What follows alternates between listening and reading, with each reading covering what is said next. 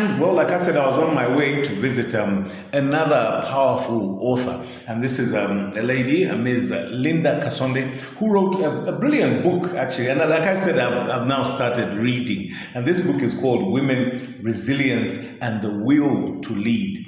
Powerful book for not only for the women out there, actually, but I think I've been pretty inspired by my having read it. Linda, good morning. Good morning, and good morning to all listeners. It's a pleasure to be here. Yes. Linda, brilliant book. I took time to read it in a very short time. Not done yet, but I think that so far, I'm really inspired by you. I think, first of all, let's start by asking you, who is Linda Kasonde? Well, I'll describe myself in two ways. First is the common way that people describe themselves. I'm a lawyer. I am an activist. I believe in social justice and the rule of law. And now I'm also a writer of my book, Women, Resilience, and the Will to Lead. But on a personal level, who I am is a creation of God who aspires to utilize whatever talents I have been given to make as great an impact in the world as possible. Right. And that stems from my favorite parable in the Bible about the parable of the talents and why you should not bury your talents but try as much as possible to multiply them for the greater good. No. Let's look at your background. I'd like to know who Linda, in the sense that, where were you born? What? Just give us, like you say in your book, from the beginning. It matters where it starts. That's actually the first chapter. So I was born and grew up in Lusaka, Zambia.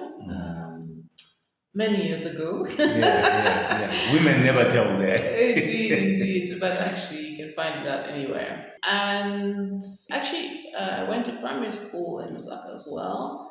And then when I was 11, I was sent to boarding school in Swaziland. And then from there, I went into my degree. I actually started off at UNZA because my parents believed that as a professional, it's important to have a local network with your other professionals. But unfortunately, the university shut for over a year. And so my parents decided to send me abroad to complete my degree. Right. Interesting. So the writing, what inspired you to write a book? This book is like an autobiography, really, isn't it? It's a memoir, yes. What inspired you to write it? Well, I've always had an interest in writing, and in fact, when I was a child, my father believed that I'd become a journalist. So I'm sure he's looking down on me and smiling now because I have pursued writing in other spheres, but also in my career. I was inspired to write, having read, so I prefer nonfiction as a genre of books to read. The kind of books I read are mostly nonfiction.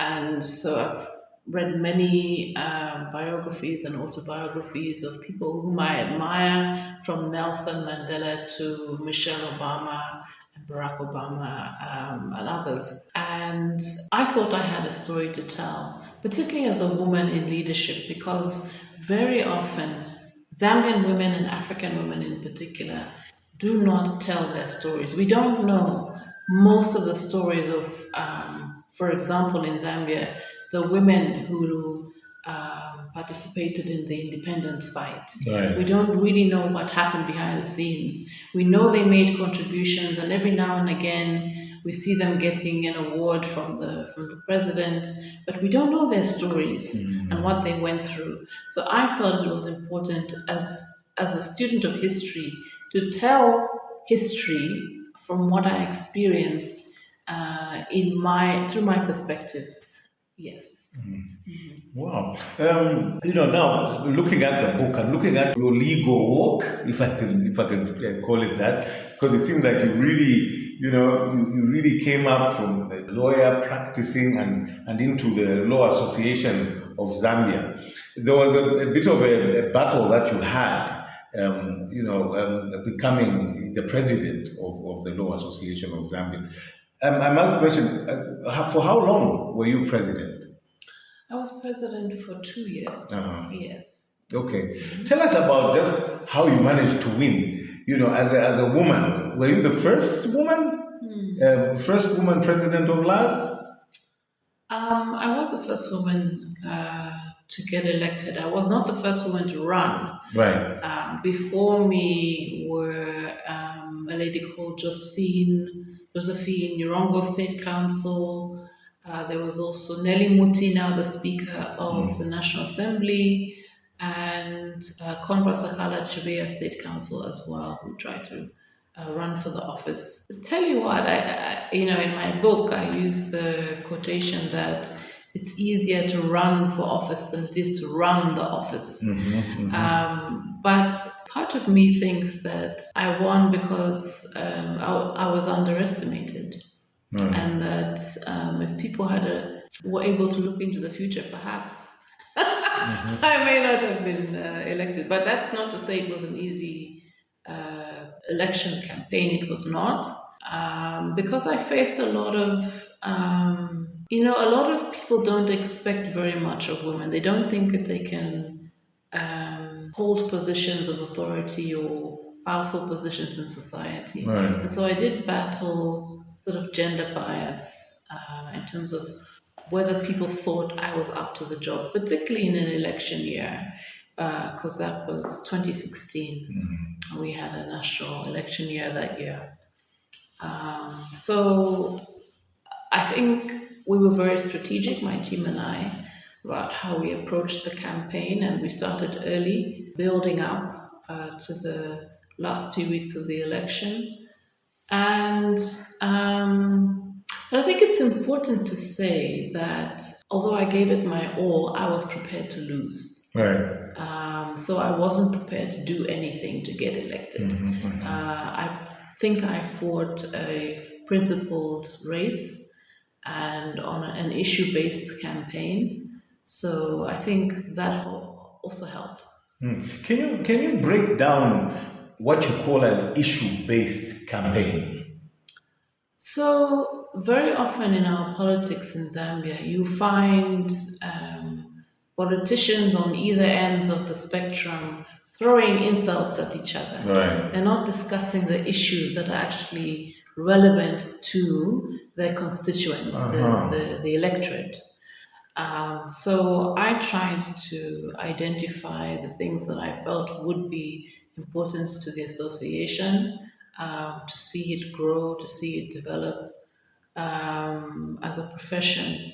So I think it's important that more people do that, because we don't want to see our elected officials exchanging insults. We want substance.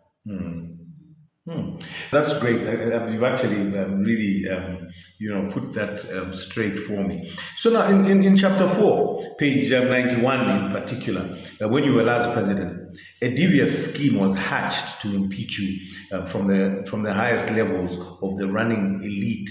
At the height of your battle against impeachment, several very senior lawyers in your association who you reached out to for help didn't assist. Tell us about this. What lessons were learned for leadership and life that you learned? I think the main lesson that I learned and continue to learn is that people do things and do not do things for various reasons. And you shouldn't take whatever decisions they make personally. Ultimately, I think if you're pursuing a cause that you believe in, it is important to gain allies and support structures to help you along your journey. But if what we were doing as an association was challenging many of the decisions of the government, particularly around the rule of law and adherence to the Constitution. So that is not an easy path. And those who get involved in such challenges often face great resistance from very powerful people. And so you can understand why people don't want to participate. in such things, because it can hurt their livelihoods or their lives. And so this is something that I learned probably in retrospect, and probably I'm still learning, that don't take it personally. Everybody has their own reasons for doing what they do or what they don't do.